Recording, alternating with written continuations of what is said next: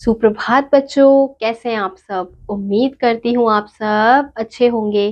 तो बच्चों, आज की कक्षा में हम पढ़ने वाले हैं अध्याय नंबर 6, जिसका शीर्षक है मैंने तैरना सीखा। तो बच्चों, इस अध्याय में हमें संस्मरण दिया गया है। तो सबसे पहले हम देखेंगे कि हमें यहाँ पे चित्र दिया गया है और इस चित्र के आधार पर हमसे कुछ प्रश्न पूछे गए हैं। तो सबसे पहला प्रश्न है, क्या तैराकी एक पूर्ण व्यायाम है। तो यहाँ पे हमसे पूछा जा रहा है कि तैराकी यानी कि जो तैरने की प्रक्रिया होती है, क्या वो एक प्रकार का पूर्ण व्यायाम होता है। तो हाँ, जो तैरने की प्रक्रिया होती है वो एक प्रकार से पूर्ण व्यायाम, क्योंकि उसमें क्या होता है बच्चों कि हमारे हाथ पैर, हमारा जो पूरा शरीर है वो काम करता है। तो इसलिए जो तैराकी है वो पूर्ण व्यायाम के रूप में कहा जा सकता है। आजकल आधुनिक स्कूलों में विद्यार्थियों के बहुमुखी विकास पर विशेष ध्यान दिया जाता है। तो हमें यहाँ पे क्या बताया जा रहा है कि आजकल क्या किया जा रहा है कि विद्यार्थियों के बहुमुखी यानी कि फिजिकल एक्टिविटी पर ज्यादा आजकल उनमें भी ध्यान दिया जा रहा है। यानी कि पढ़ाई के साथ साथ उनकी फिजिकल एक्टिविटी, बहुमुखी विकास पर भी ज्यादा ध्यान दिया जा रहा है। अगला प्रश्न है, तैराकी सीखने के क्या क्या लाभ हो सकते हैं। तो यहाँ पे बच्चों हमें बताया जा रहा है, हमसे पूछा जा रहा है कि तैराकी सीखने के यानी कि जो तैरने की प्रक्रिया है, अगर हम सीख लेते हैं तो उसके क्या क्या लाभ हो सकते हैं। एक तो हमें तैरना बहुत अच्छे से आ जाएगा। अगर बाई चांस कभी हम ऐसी जगह में फंस जाते हैं या पानी में डूब जाते हैं तो हमें वो तैरने की जो प्रक्रिया है वो काम आएगी। और इससे क्या होगा कि हमारा जो हाथ, पूरा शरीर जो है वो अच्छे से प्रयोग होता है। चाहे वो हाथ हो, पैर हो, हाथों की उंगलियां हो, पैरों की उंगलियां हो, तो पूरा शरीर एक तरीके से उपयोग में आता है, प्रयोग में आता है। तो इससे भी हमारा जो शरीर है वो अच्छे से पूरा पूर्ण व्यायाम हमारे शरीर का हो जाता है। अगला प्रश्न है, क्या आपको तैराकी पसंद है। हाँ, नहीं, कारण बताइए। तो आपको क्या करना है बच्चों, आपको बताना है कि क्या आपको तैराकी पसंद है, यानी कि आप लोग को तैरना पसंद है, हाँ या नहीं। अगर पसंद है तो उसका भी कारण बताइए, और अगर नहीं तो क्यों नहीं पसंद है उसका भी कारण बताइए। तैराकी सीखते समय क्या क्या सावधानियां रखनी चाहिए।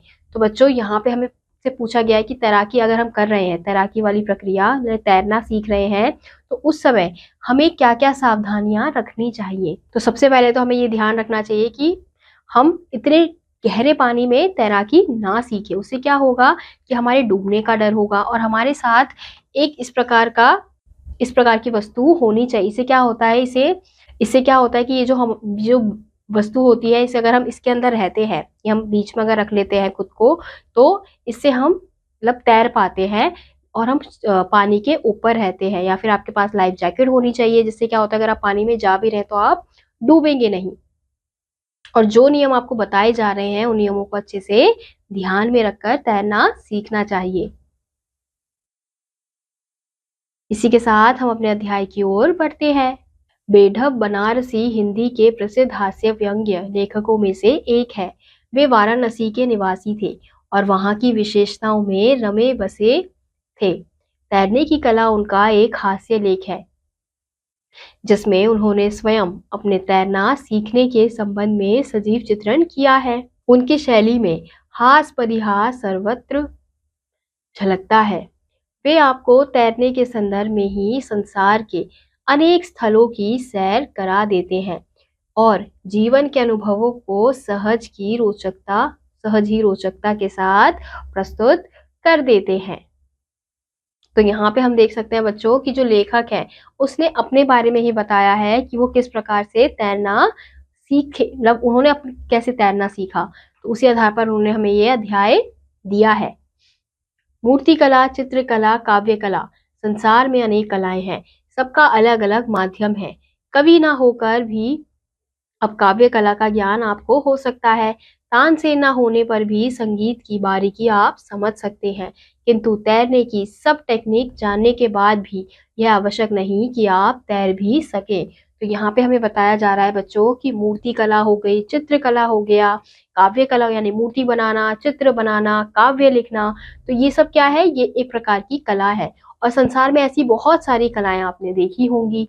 अब सबका अलग अलग माध्यम है। कवि ना होकर आप क्या कर सकते हैं, काव्य कला का ज्ञान अगर आपको हो मतलब आपको ज्ञान हो सकता है काव्य कला का। अगर आप कवि नहीं है, अगर आप उसके बारे में पढ़ लेते हैं कि काव्य किस प्रकार से लिखा जाता है तो, और ऐसे ही तानसेन ना होने पर भी संगीत की बारीकी आप समझ सकते हैं। किंतु तैरने की सब टेक्निक, यानी कि अगर आपको तैरने की सब टेक्निक पता है, कि आपको पता है कि तैरने की क्या क्या टेक्निक होती है, कैसे पैर ऊपर करना है, हाथ कैसे चलाना है, सब कुछ, लेकिन उसके बावजूद भी ये जरूरी नहीं है कि आप तैरना सीख जाए। यानी कि सिर्फ टेक्निक जानने पर, टेक्निक को पढ़ने पर ही आपको तैरना नहीं आ जाएगा। आप किसी पुस्तक में पढ़ लीजिए कि पानी में जब खड़ा होना हो तब आपकी कमर 90 डिग्री का कोण बनाए। तो ऐसा कहा जाता है कि अगर आप किसी पुस्तक को पढ़ते हैं और उसमें क्या पढ़ते हैं कि पानी में जब खड़ा होना है तो आपको अपनी कमर में 90 डिग्री का कोण बनाना है। आपका हाथ कैसा होना चाहिए? 45 डिग्री का, और आपकी आंख 30 डिग्री का। परंतु यदि इतने के बल पर ही आप पानी में कूद पड़े तो बिना पासपोर्ट के सीधे अमेरिका की ओर चले जाएंगे। तो यहाँ पे क्या बताया जा रहा है कि अगर हम पुस्तक में पढ़े कि तैरने की टेक्निक क्या है, कि हमें अपने कमर को 90 डिग्री का कोण बनाना है, अपने हाथ में 45 डिग्री का कोण बनाना है, आंखों को 30 डिग्री का, परंतु इतने बल के बाद भी अगर आप सिर्फ ये जानने के बाद भी पानी में डूब जाएंगे, पानी में कूद जाएंगे, तो बिना पासपोर्ट के आप कहाँ पहुंच जाएंगे? अमेरिका पहुंच जाएंगे। यही एक कला है जिसका पांडित्य तथा जिसमें क्षमता प्राप्त करने के लिए आपको सशरीर माध्यम में प्रवेश करना पड़ता है। यानी कि आप जब तक अपने शरीर से प्रयास नहीं करेंगे, तैरने की प्रक्रिया नहीं करेंगे, अपने शरीर को खुद पानी में डालकर, तब तक आप तैरना नहीं सीख सकते। मूर्ति बनाने के लिए यदि कोई पत्थर पर सिर टकराए तो मूर्तिकार बनने से पहले उसे कुछ दिन किसी अस्पताल की स्प्रिंगदार चारपाई पर आराम करना होगा। संगीत के स्वरों पर मास्टरी करने के लिए यदि बाजों को आप बजाने लगे तो आपको सिफारिश करके किसी ऐसे कारखाने में जाना होगा जिसमें मस्तिष्क की मरम्मत होती है। परंतु इसके पहले कि आप तैरने का क ख भी जान सके, आपको ऐसे जलसे में जाना होगा जहाँ की महफिल जल से ही होती है। अपने प्राणी पल्लव से पानी का परिरंभण करना होगा और जीवन से जीवन की बाजी लगानी होगी। तो यहाँ पे हमें क्या बताया जा रहा है कि अगर आपको तैरना सीखना है तो आपको क्या करना होगा? ऐसे महफिल में जाना होगा जहाँ पे क्या हो? जहाँ पे जल हो, पानी हो, क्योंकि जब तक आप पानी में नहीं जाओगे तब तक आप तैरना नहीं सीख पाओगे। उत्तर प्रदेश में दो बहती नदियां हैं, गंगा और यमुना। यमुना के किनारे रहने वाले रास लीला करते हैं और गंगा के तट के निवासी गंगा जी की पूजा के अभ्यासी हो जाते हैं। किंतु तैरना दोनों का जन्मसिद्ध अधिकार माना जाता है। तो यहाँ पे हमें क्या बताया जा रहा है कि उत्तर प्रदेश में दो नदियां बहती है, एक गंगा है और एक यमुना। अब यमुना के किनारे जो लोग रहते हैं वो कैसे होते हैं? वो रासलीला करते हैं, और गंगा के जो यमुना के किनारे लोग रहते हैं वो रासलीला करते हैं, और जो गंगा के तट के निवासी होते हैं, जो गंगा के किनारे रहते हैं, वो गंगा जी की पूजा करते हैं। लेकिन दोनों में समांतर क्या है कि दोनों का तैरने का जन्मसिद्ध अधिकार होता है। कहते हैं इन दोनों पवित्र सरिताओं का निवासी यदि तैरना ना जानता हो तो वह वैसा ही है जैसे टेम्स के किनारे का रहने वाला बाल डांस ना जानता हो, मिसिसिपी के तट का वासी रॉक एंड रोल ना जानता हो, और राइन का पानी पीने वाला व्याकरण ना जानता हो। तो यहाँ पे क्या बताया जा रहा है कि इन दोनों पवित्र सरिताओं का निवासी यदि तैरना ना जानता हो तो वो किसके समान होगा कि टेम्स के किनारे वाला बाल डांस नहीं जानता, मिसिसिपी के तट के किनारे रहने वाला रॉक एंड रोल नहीं जानता, और राइन के पानी के पास रहने वाला व्याकरण नहीं जानता। यानी कि उसे क्या माना जाता है? बिल्कुल बुद्धू माना जाता है। विधना का कुछ ऐसा विधान हुआ कि इस बार मेरा जन्म गंगा के किनारे काशी नगरी में हुआ। काशी का महात्म्य हमसे पहले लोग भी कह गए हैं, मैं केवल यही उसमें जोड़ना चाहता हूँ कि काशी का नाम अब वाराणसी हो गया है। अब लेखक जो है वो बता रहे हैं कि विधि का ऐसा विधान हुआ कि उनका जो जन्म है वो कहाँ हुआ? गंगा के किनारे काशी में हुआ, और काशी का महात्म्य पहले से ही लोग कर चुके हैं। अब उसका नाम क्या हो गया है? वाराणसी हो गया है। यहाँ का लंगड़ा यानी कि आम जो है वो बहुत दूर दूर तक पहुंच जाता है। यहाँ की मिट्टी दूसरे जन्म में सोना हो जाती है, और यहाँ कपड़ा कम पहनिए तो महाजन और ना पहनिए तो देवता हो जाइए। तो यहाँ पे क्या बताया जा रहा है, यहाँ का जो आम है वो बहुत दूर दूर तक पहुंचा हुआ है और यहाँ की जो मिट्टी है वो दूसरे जन्म में सोना बन जाती है। और यहाँ पर अगर आप कम कपड़े पहनेंगे तो आप महाजन बनेंगे और ना पहनेंगे तो देवता बन जाएंगे। यहाँ गंगा का वही महत्व है जो सरकारी कागजों पर साइन का होता है। वह यहाँ गंगा का वही महत्व है जो सरकारी कागजों पर साइन का, विवाह में नाइन का तथा रेलवे में लाइन का। इस तरह गंगा के किनारे रहकर तैरना जानना भी जरूरी था। सभी का आग्रह था, जोर था, दबाव था कि मैं तैरना सीख लूं। मैंने निश्चय किया तैरना सीखूंगा। यानी कि गंगा के किनारे रहना किस प्रकार का था कि गंगा वहां पे क्या थी कि जैसे सरकारी कागजों पर साइन होता है, विवाह में नाइन होता है और रेलवे में जिस प्रकार की लाइन होती है, तो गंगा भी उस प्रकार की वहां पर थी। और इस तरह गंगा के किनारे रहकर सब उन पर जोर डालते थे, जबरदस्ती करते थे कि तुम्हें तैरना सीखना है। तो उन्होंने एक दिन निश्चय कर लिया कि वो तैरना सीखेंगे। अब मैं गुरु की खोज करने लगा। कविता वही ऊंची जिस पर दिमाग की सीढ़ी चढ़ ना सके और डॉक्टर वही बड़ा जिसका पुर्जा कोई पढ़ ना सके। हमारे नगर में व्यायाम के एक महापंडित थे, बड़ा नाम था। लोगों का कहना था कि ये दिल्ली में डुबकी लगाते थे तो आगरा आकर निकलते थे। अब वो गुरु की खोज में निकल गए थे, यानी कि अब वो गुरु को ढूंढ रहे थे जो उन्हें तैरना सिखा सके। और वो कैसे गुरु को ढूंढ रहे थे कि ऐसी जैसे कि कविता वही ऊंची जिस पर दिमाग की सीढ़ी चढ़ ना सके और डॉक्टर वही बड़ा जिसका पुर्जा कोई पढ़ ना सके। और उनके नगर में एक महापंडित थे और उनका बहुत ज्यादा नाम था और लोगों का कहना था कि वो दिल्ली में डुबकी लगाते थे और आगरा में आकर निकलते थे, यानी कि वो बहुत अच्छे से तैरते थे। मुझे इस बात पर विश्वास कम था। हाँ, दिल्ली से मथुरा आ सकते होंगे। जल पर उनका प्रभाव असीम था। उनके चेले थे उनके चेले भी देश विदेशों में विख्याति प्राप्त कर चुके थे। यूं तो वे आसन, प्राणायाम तथा अनेक शारीरिक कसरतों के उस्ताद माने जाते थे, परंतु तैरना तो उनके लिए वैसा ही था जैसे मच्छर के लिए मछली में घुस जाना। यानी कि जिस प्रकार से जो मच्छर है वो मछली में घुस जाता है आसानी से, यानी कि छोटे से छेद में भी घुस जाता है, तो वैसे ही वो उस प्रकार से तैरते थे, यानी कि वो भी तैरने में बहुत अच्छे थे। मैंने उन्हीं से तैरना सीखने पर निश्चय किया। मैं उनसे मिला। उन्होंने तैरना सीखने के मेरे प्रस्ताव का स्वागत किया। 5 मिनट तैरने के लाभों पर भाषण भी दिया। 2 अवसरों पर मुझे जान पड़ा कि भाषण की बीमारी बहुत व्यापक है, रक्तचाप रोग के समान। मैं समझ गया कि संसार से सारे रोग दूर हो सकते हैं, देशों की आपसी लड़ाई बंद हो सकती है, चंद्रमा पर धान की खेती हो सकती है, किंतु भाषण देना बंद नहीं हो सकता। भाषण में उन्होंने तैरने के जितने लाभ बताए उतने किसी विटामिन के संभव नहीं, ना किसी इंजेक्शन से, ना मंत्र से। उन्होंने कुछ लेना स्वीकार नहीं किया। तैरने की शिक्षा देने में उनका एकमात्र उद्देश्य देश की सेवा थी। युवकों को देश सेवा के योग्य बनाना था।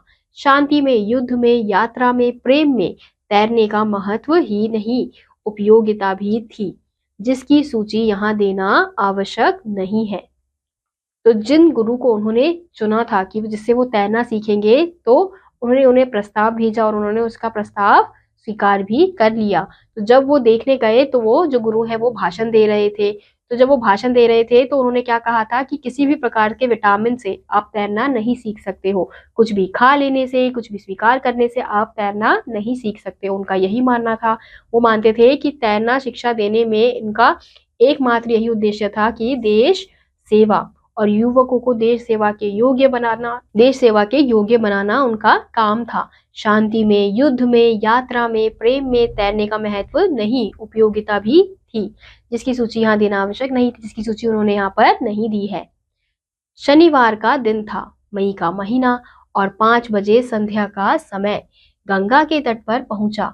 मेरे भावी गुरु वहां उपस्थित थे और भी 2-3 शिष्य जिन्हें तैराकी कला में पारंगत होना था, वहां जांघिया पहने घाट पर मौजूद थे। अब शनिवार का दिन था और मई का महीना था और 5 बजे, शाम के 5 बज रहे थे। तो गंगा के तट पर जब लेखक वहां पर पहुंचे तो उनके जो गुरुजी है वो वहीं पर उपस्थित थे और भी 2-4 शिष्य वहां पर थे जो तैराकी कला में पारंगत हो रहे थे।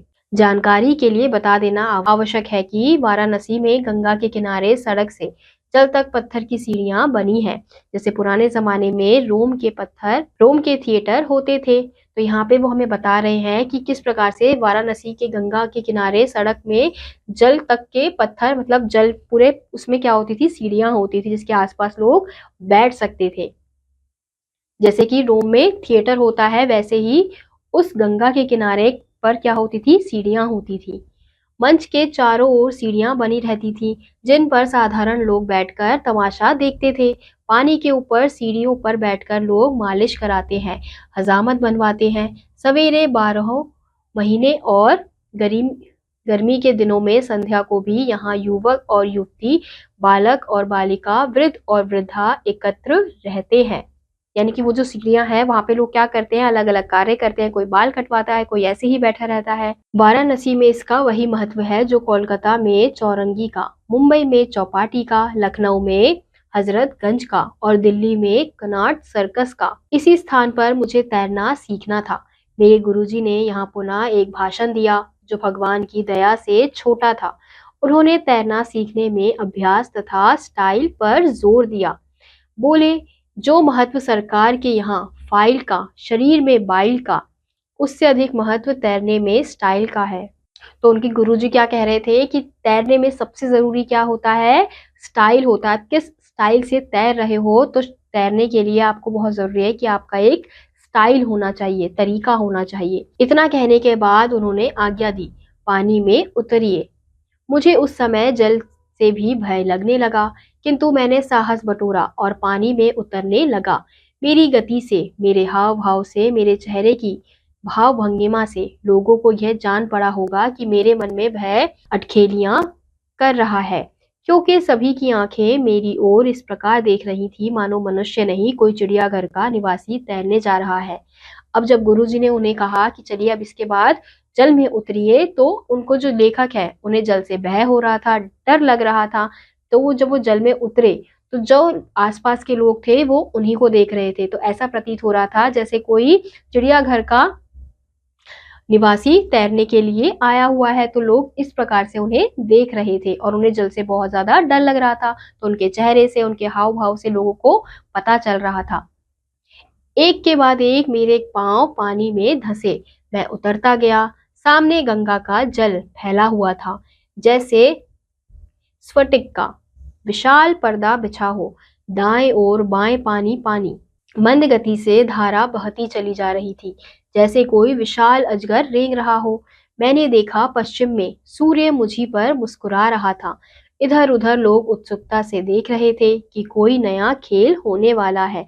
अब सबकी नजर उन्हीं पर थी, क्योंकि वो नए थे, वहां पे तैरने के लिए आए थे। इधर मेरा हाल तो बुरा ही था। सुनने और देखने की शक्ति ही जैसे समाप्त हो गई थी। उसी समय मुझे गुरुजी का स्वर सुनाई दिया, चिंता ना करो, गंगा परम पावनी है, इसमें जो डूबता है वह भी सीधा स्वर्ग जाता है। तो उसी समय जो उनके गुरुजी हैं वो क्या कहते हैं लेखक से कि चिंता मत करो, गंगा जो है वो परम पावनी है, यानी कि बहुत ज्यादा पवित्र है। अगर कोई इसमें डूबता भी है तो वो सीधा कहाँ जाता है, स्वर्ग जाता है। तो मेरा विवेक भी गायब हो गया। गुरुजी मुझे हाथ पैर चलाना सिखा रहे थे और मैं निसंदेह स्वर्ग जा रहा था, परंतु मरता क्या ना करता। मैं फटाफट हाथ पैर मारने लगा। गुरुजी ने मुझे थोड़ा और धक्का दे दिया और मैं 5-6 हाथ पानी में आगे चला गया। अब तक मैं खंबे की तरह खड़ा था, अब शहतीर की तरह लेट गया। हाथ तो चल ही रहे थे, कभी एक हाथ उठता, कभी दूसरा। फिर मैं पानी के अंदर जाने लगा, जैसे टारपीडो लगने पर जहाज जल समाधि लेने लगता है। मेरी आंखों के आगे लाल सागर लहरा रहा था। जान पड़ता था गंगा छोड़कर रेड सी में आ गया हूँ। सागर में डूबकर जैसे मुझे भगवान विष्णु के दर्शन हो गए थे। गंगा जल का कितना सेवन कर गया था यह तो याद ही नहीं, परंतु ना जाने कैसे मेरा सिर पानी के ऊपर निकल आया। पानी भी पेट में गया था, ऊपर से हवा भी। लगा कि सचमुच मर तो नहीं गया हूँ, पर मरने वाला हूँ। तभी मुझे गुरुजी ने घाट की ओर धक्का दिया। मुझे भी पानी में डूबने से घाट पर आकर मरना अच्छा लगा। हाथ पैर तो चला ही रहा था, मरता क्या ना करता। इसी बीच था कि सीढ़ी आ गई। गुरुजी ने कहा, खड़े हो जाओ। ऐसा जान पड़ता था 4 घंटे कथक नृत्य करके आया हूँ। अब मैं घाट पर था। कान, नाक, मुंह तथा सारे शरीर से पानी टपक रहा था, मानो स्पंज की मूर्ति किसी ने खड़ी कर दी हो और उसे कोई दबा रहा है। गुरुजी ने कहा, लो तैरना आ गया। तो हमने देखा बच्चों कि किस प्रकार से लेखक ने यहाँ पे हमें बताया है कि किस प्रकार से उन्हें बचपन में तैरना सीखा। तो उन्होंने तैरना क्यों सीखा? क्योंकि जो उनके घर वाले थे, वहाँ के जो लोग थे, उन पर दबाव डाल रहे थे, क्योंकि वो कहाँ रहते थे?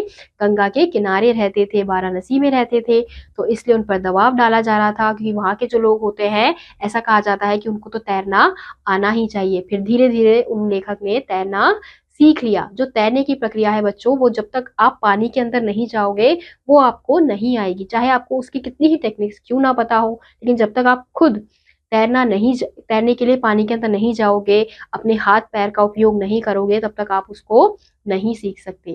तो इसी के साथ आज का ये अध्याय यहीं समाप्त होता है। उम्मीद करती हूँ आपको ये अध्याय समझ आया होगा। मैं आपसे मिलूँगी अगली कक्षा में, तब तक के लिए आप सभी बच्चे खुश रहिए और पढ़ते रहिए। बाय।